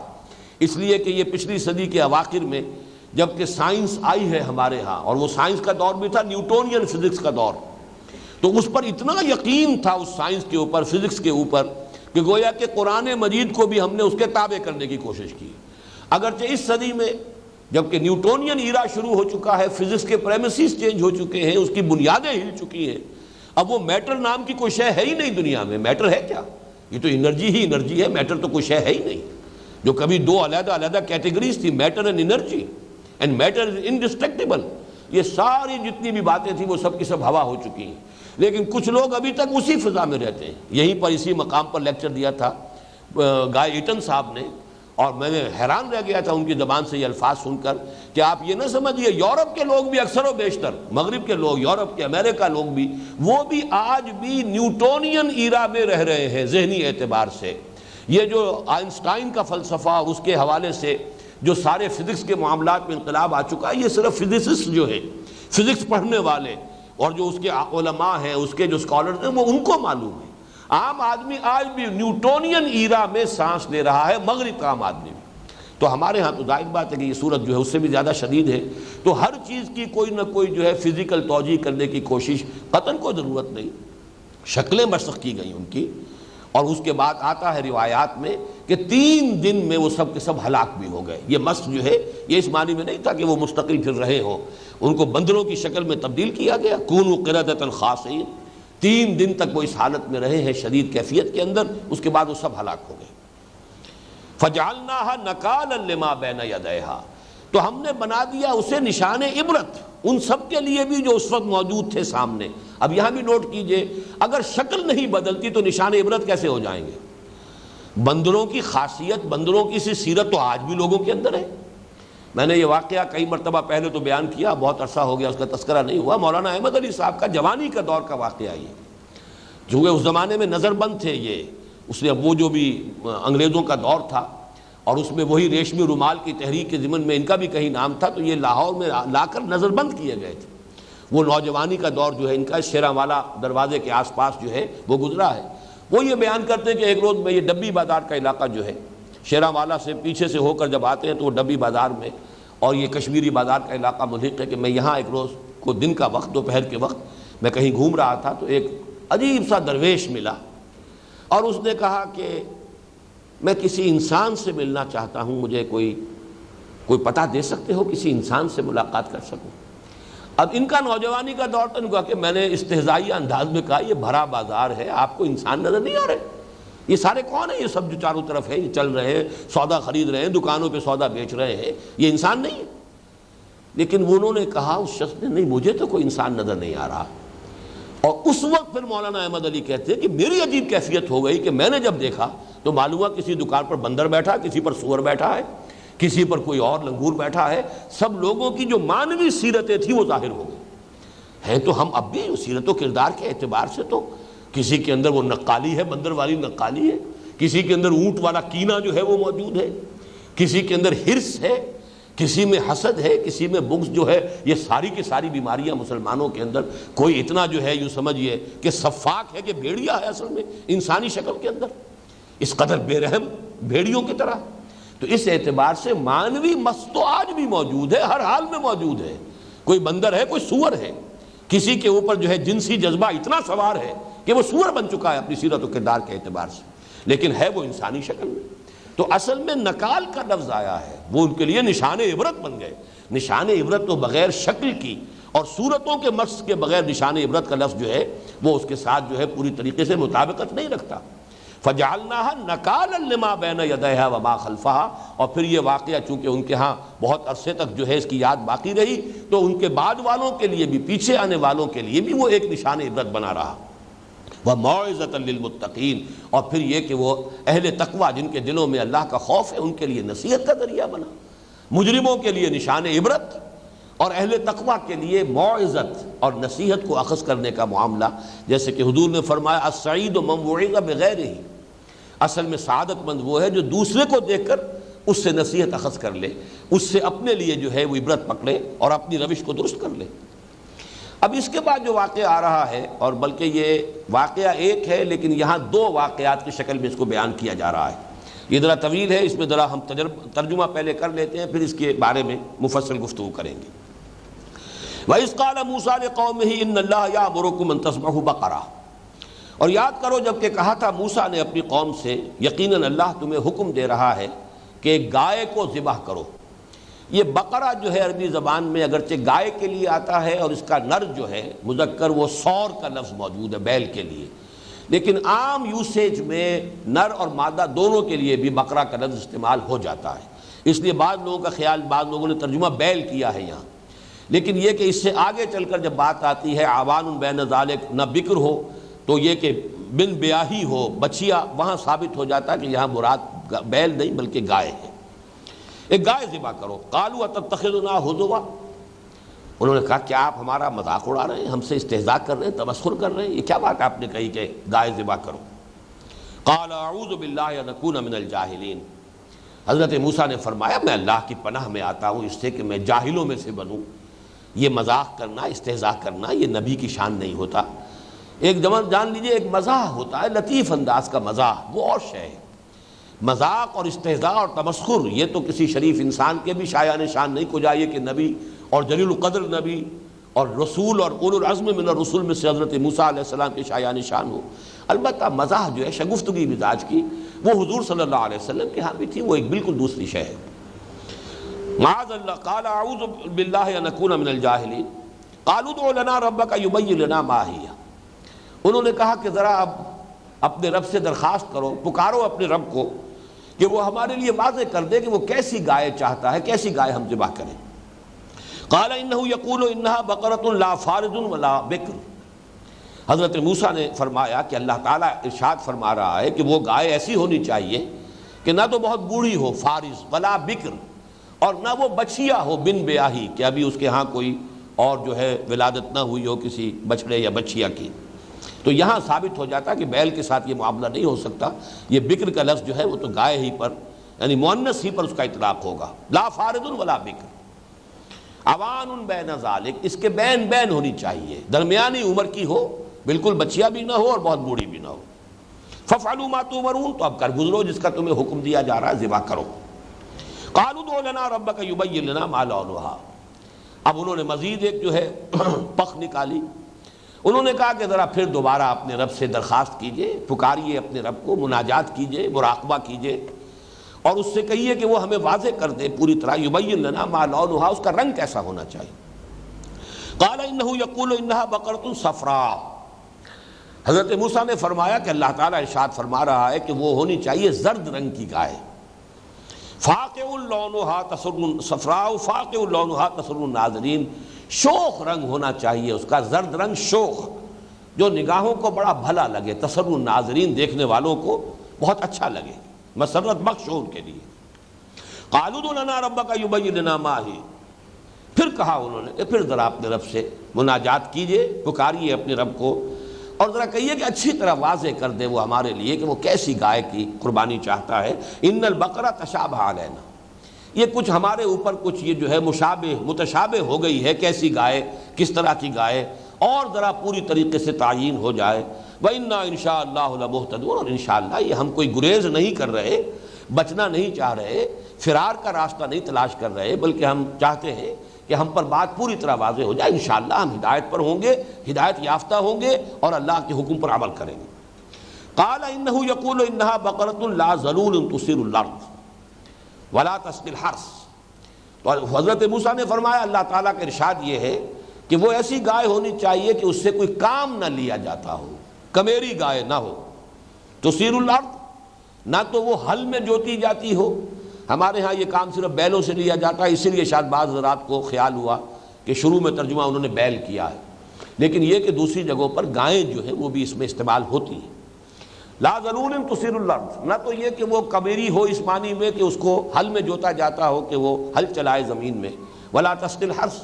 اور نہ ہی وہ کسی رہٹ کے اندر جوتی جاتی ہو کہ اس سے وہ کھیتی کے اندر جو ہے سیراب کرے پانی، کسی رہٹ کو چلائے اور اس سے جو ہے پانی کسی کھیتی کے اندر سیراب کیا جائے، یا جیسے کہ بڑے گہرے کنوؤں میں سے کھینچے جاتا ہے پانی ڈول بڑا سا لے کر، اور وہ بیل جو ہے دور تک رسے کو کھینچتے ہوئے چلے جاتے ہیں، تو نہ تو ان کسی کاموں میں سے اس کا کوئی حصہ نہیں ہونا چاہیے۔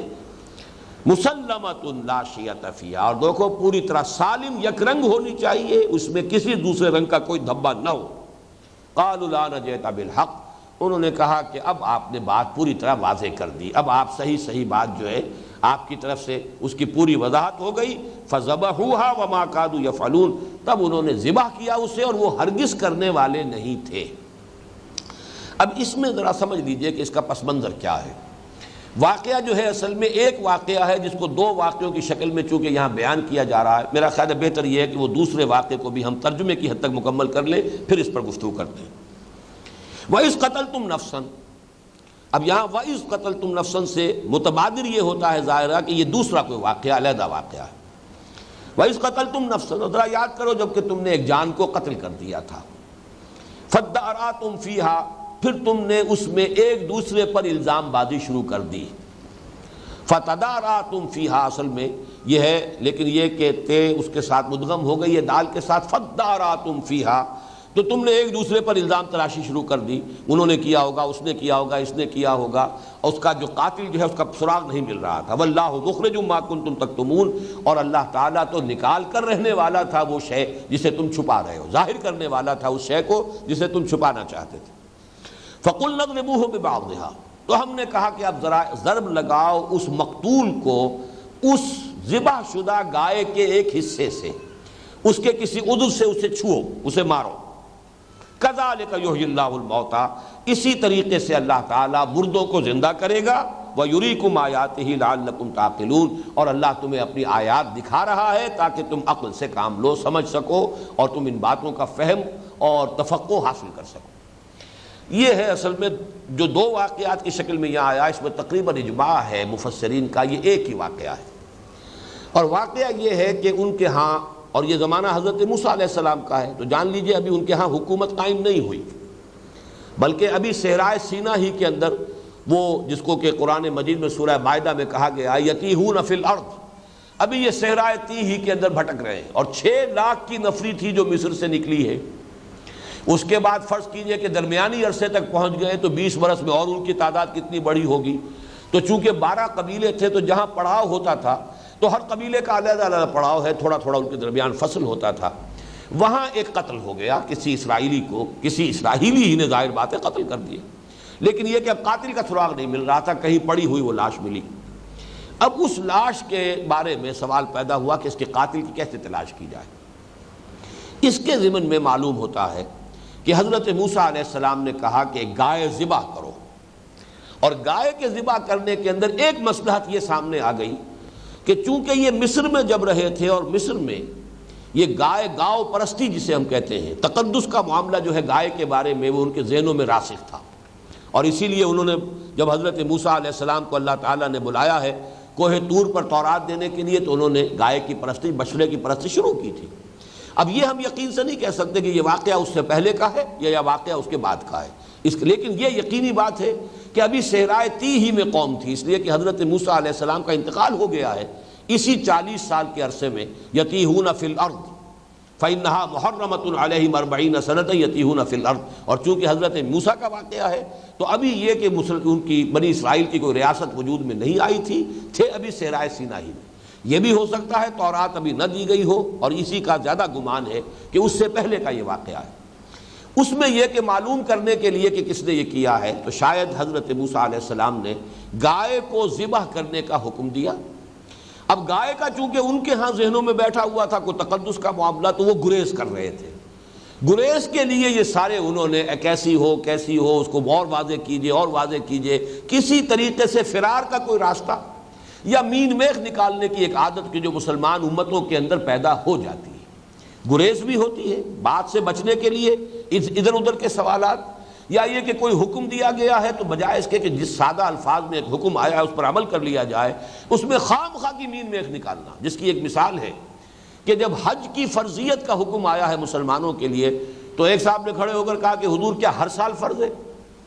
حضور نے اعراض فرمایا، جواب نہیں دیا، وہ ادھر آ گیا، حضور کیا ہر سال فرض ہے؟ پھر آپ نے سکوت اختیار فرمایا،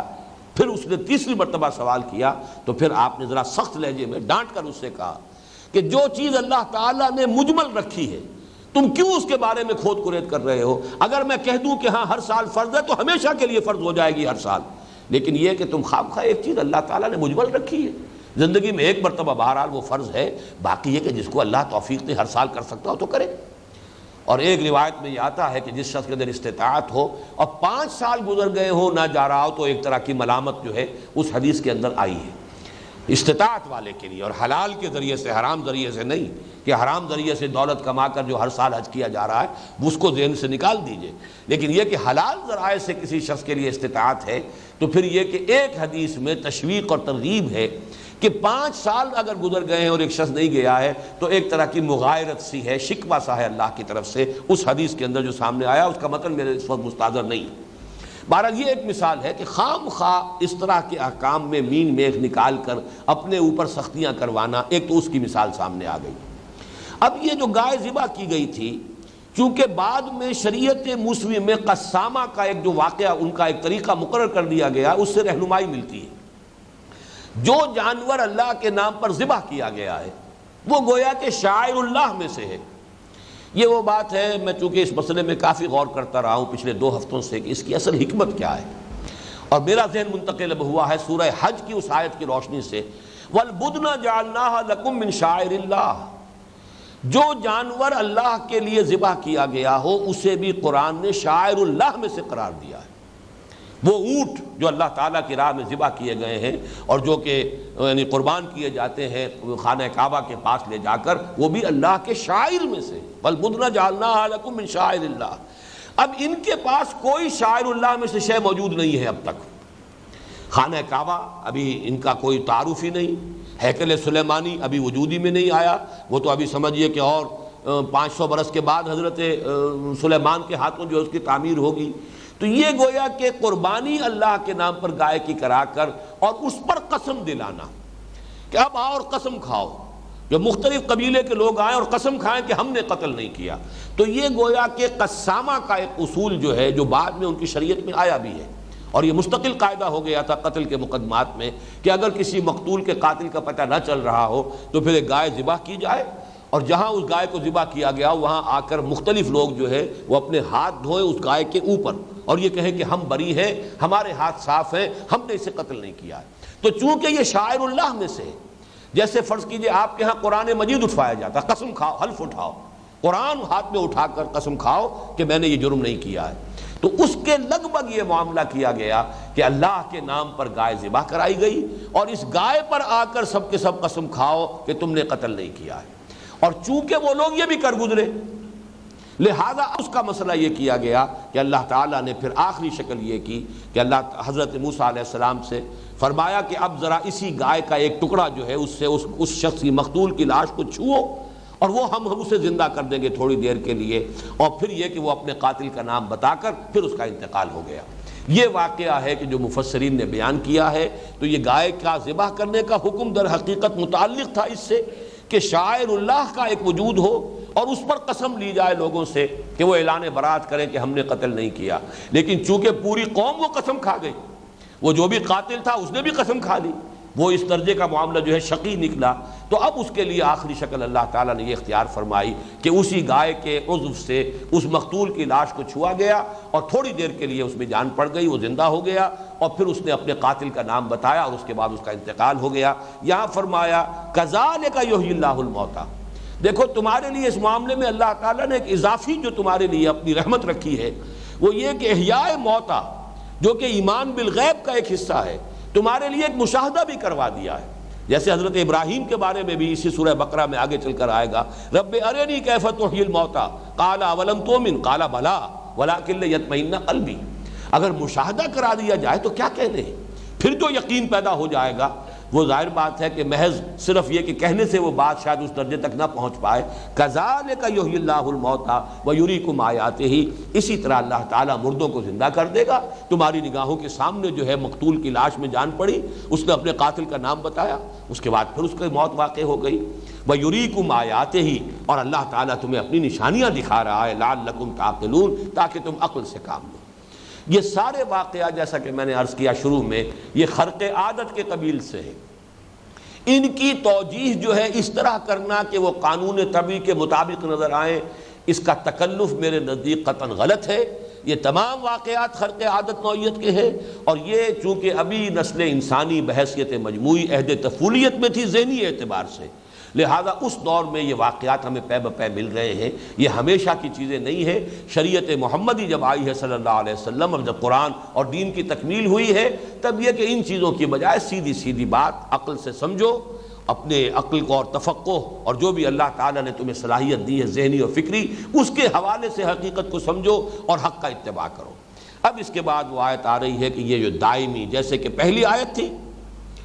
ہمیشہ کے لیے دائمی بات، کہ کبھی یہ نہ سمجھنا کہ کسی امت میں ہونے کی وجہ سے تمہاری نجات ہو جائے گی، نجات ہے ایمان اور عمل صالح پر۔ اپنے اپنے دور میں جس جس نبی کی امتیں تھیں، کسی دوسرے نبی کی بعثت سے قبل وہ اگر اپنے نبی کی امت میں تھے لیکن اللہ پر ایمان اور یقین آخرت کا اور عمل صالح تھا تو ان کے لیے اللہ تعالیٰ کی طرف سے اجرہم عند ربہم، ان کا اجر محفوظ ہے، ولا خوف علیہم ولا هم یحزنون۔ یہ ہے وہ جو پہلی آیت تھی۔ اب ذرا یہاں پڑھیے قوموں میں ہو کیا جاتا ہے رفتہ رفتہ، اس وجہ سے کہ ہم تو فلاں امت میں ہیں، جو کچھ بھی ہے لیکن تیرے محبوب کی امت میں ہے۔ یہ جو بڑھتے بڑھتے بیماری آتی ہے اس کا نام ہے قساوت قلبی، دل کا سخت ہو جانا۔ جب اندازہ یہی ہے کہ ہم تو بخشے بخشائے ہیں، ہم تو فلاں کے ساتھ وابستہ ہیں، اس کے دامن کے ساتھ وابستہ ہیں، اس سے ہمارا تعلق ہے، نحن ابناء اللہ و احباؤہ، ہم تو اللہ کے بیٹوں کی طرح ہیں، بڑے چہیتے ہیں۔ جب اس طرح کی چیزیں ہوں گی تو انسان کے اندر بدعملی خود بخود پیدا ہو جائے گی، کاہے کو پھر وہ حرام سے اجتناب کرے اور حلال پر اکتفا کرے۔ رفتہ رفتہ یہ بے عملی وہ ہے کہ جو پھر لوگوں کے اندر، دلوں کے اندر سختی پیدا کرتی ہے۔ یہ آیت جو ہے دل لرزا دینے والی آیت ہے۔ ثم قست قلوبکم من بعد ذلک، پھر تمہارے دل سخت ہوتے چلے گئے اس کے بعد۔ یہ سارے تم نے مشاہدات بھی کیے، یہ سارے معجزے بھی دیکھے، ہمارے فضل و کرم کے یہ مظاہر تمہارے سامنے آئے، ہم نے تمہیں اس طریقے سے مختلف مواقع پر معاف بھی کیا۔ ثم عفونا عنکم من بعد ذلک، یہ سب کچھ ہم کرتے رہے، لیکن ہوتا یہ رہا کہ ثم قست قلوبکم من بعد ذلک فہی کالحجارۃ او اشد قسوۃ، پھر اس کے بعد تمہارے دل سخت ہوتے چلے گئے، اور اب تو حال یہ ہے کہ وہ پتھروں کے مانند ہو چکے ہیں۔ فہی کالحجارۃ او اشد قسوۃ، بلکہ پتھروں سے بھی زیادہ ہو گئے سختی کے اندر۔ وَإِنَّ مِنَ الْحِجَارَةِ لَمَا يَتَفَجَّرُ مِنْهُ الْأَنْهَارُ، پتھروں میں تو وہ بھی ہے کہ جن سے چشمے پھوٹ بہتے ہیں۔ پتھر چاہے بہت سخت شے ہے، اس میں بھی پورز ہوتے ہیں، ان میں سے بھی پانی رستا رہتا ہے، اور یہ پہاڑی جتنے بھی چشمے جو بہتے ہیں، کہیں سے اچانک چٹان کے اندر سے آپ کو نظر آ رہا ہے، بڑی سخت چٹان ہے، اس میں سے پانی جو ہے وہ نکل رہا ہے، اس پر چٹان میں سے بہہ رہا ہے چشمہ۔ ثم قست قلوبکم فہی کالحجارۃ او اشد قسوۃ وَإِنَّ مِنَ الْحِجَارَةِ لَمَا يَتَفَجَّرُ مِنْهُ الْأَنْهَارُ، ایسے بھی ہوتے ہیں جیسے کہ حضرت موسیٰ علیہ السلام کی عصا کی ایک ضرب سے 12 چشمے پھوٹ بہے تھے چٹان میں سے، تو چٹانیں تو ایسی بھی ہوتی ہیں۔ خیر وہ تو پھر بھی ایک معجزہ تھا، لیکن یہ کہ عام طور پر بھی چٹانوں کے اندر سے پانی رستا ہے اور چشموں کی شکل اختیار کر لیتا ہے۔ وَإِنَّ مِنْهَا لَمَا يَشَّقَّقُ فَيَخْرُجُ مِنْهُ الْمَاءُ، ان میں سے ایسے بھی ہوتے ہیں جو پھٹ جاتے ہیں اور ان میں سے پانی برآمد ہو جاتا ہے۔ وَإِنَّ مِنْهَا لَمَا يَهْبِطُ مِنْ خَشْيَةِ اللَّهِ، اور ان میں سے وہ بھی ہیں وہ چٹانیں جو اللہ کی خشیت اور خوف سے گر پڑتی ہیں۔ وَمَا اللَّهُ بِغَافِلٍ عَمَّا تَعْمَلُونَ، لیکن اللہ غافل نہیں ہے اس سے جو تم کر رہے ہو۔ تمہارے دلوں کی سختی جو ہے ان پتھروں کی سختی سے زیادہ بڑھ چکی ہے۔ اس کے ضمن میں بھی ایک بات جان لیجئے، ایک تو جیسا کہ میں واضح کر چکا ہوں، اس کا تعلق آج کے درس کی پہلی آیت کے ساتھ ہے کہ یہ کسی گروہ میں ہونا اور اپنی نجات کے بارے میں مطمئن ہو جانا، نہ چنت ہو جانا، ہم تو نجات یافتہ ہے ہی، اس کا نتیجہ کیا نکلتا ہے وہ یہ ہے ثم قست قلوبکم فہی کالحجارۃ او اشد قسوۃ۔ اور آج ہم اپنی آنکھوں سے خود مسلمانوں میں یہ کیفیت دیکھ سکتے ہیں۔ یہ صورتحال جو ہے، البتہ ایک بات ضرور ہے کہ ایک طبی نتیجہ بھی نکلا کرتا ہے، اور وہ طبی نتیجہ حضرت ابوبکر رضی اللہ تعالیٰ عنہ کے قول کے حوالے سے میں نے کئی مرتبہ بیان کیا ہے۔ ان کے عہد خلافت میں کوئی وفد باہر سے آیا، اور اس وفد کے سامنے جب قرآن مجید پڑھ کر سنایا گیا تو ان میں سے بہت سے لوگوں کے آنکھوں سے آنسو بہہ نکلے۔ حضرت ابوبکر نے اس پر یہ فرمایا، ہاکذا کنا حتی قست القلوب، یہی حال ہمارا بھی ہوا کرتا تھا، کبھی قرآن سنتے ہی یا پڑھتے ہی ہماری آنکھوں سے بھی آنسوؤں کی ندیاں رواں ہو جاتی تھیں، یہاں تک کہ دل سخت ہو گئے۔ اب یہ دل کی سختی جو ہے، یہ جو سختی ہے حضرت ابوبکر جس کا تذکرہ کر رہے ہیں، معاذ اللہ اس سختی پر قیاس نہ کر لیجیے۔ بسا اوقات الفاظ مشترک ہوتے ہیں، حضور کے لیے لفظ ذنب آ گیا قرآن میں، فاستغفر لذنبک، اے نبی اپنے گناہ کے لیے اللہ تعالیٰ سے استغفار کیجیے، لیکن یہ کہ حضور کا گناہ کیا ہوگا اور ہمارا گناہ کیا ہے، کہیں آپ لفظی مشارکت کی وجہ سے مغالطے میں نہ ہو جائیں کہ نسبت خاک رابہ عالم پاک حضرت محمد صلی اللہ علیہ وسلم کی جو تھوڑی یوں سمجھیے کہ اللہ تعالیٰ کے ساتھ جو تعلق کی شدت ہے، اس کی جو شدت اور حدت ہے، اس میں تھوڑی سی کمی آتی تھی تو اس کو بھی حضور سمجھتے تھے کہ میرے دل پر پردہ آ گیا ہے۔ انہ لیغان علی قلبی وانی لاستغفر اللہ 70 مرۃ فی کل یوم، لیکن ہم اپنے دلوں کے حجابات پر حضرت حضور کے قلب کے حجاب کو قیاس نہیں کر سکتے۔ اسی طرح ایک سختی آ جاتی ہے، قرآن مجید جب شروع میں نازل ہوا ہے تو جو کیفیت صحابہ کرام کی ہوتی تھی، اب پڑھتے رہنے سے، مسلسل پڑھتے رہنے سے ظاہر بات ہے کہ ایک اس کے ساتھ مانوسیت بھی ہو گئی ہے، اس کے ساتھ گویا کہ ایک طرح کی عادت سی بھی بن گئی ہے، تو اس کے حوالے سے کسی درجے میں شدت کے اندر کمی آ جانا یہ وہ بات نہیں ہے۔ وہ قساوت قلبی وہ ہے کہ جس کی وجہ سے انسان فسق اور فجور میں مبتلا ہو جائے اور پھر بھی یہ سمجھے کہ ہم تو بخشے بخشائے ہیں، ہم تو اللہ تعالیٰ کے چہیتے اور لاڈلے ہیں۔ اللہ تعالیٰ اس قسم کے تمام مغالطوں سے ہمیں اپنی امان میں رکھے۔ اقول قولی ھذا واستغفر اللہ لی ولکم ولسائر المسلمین والمسلمات۔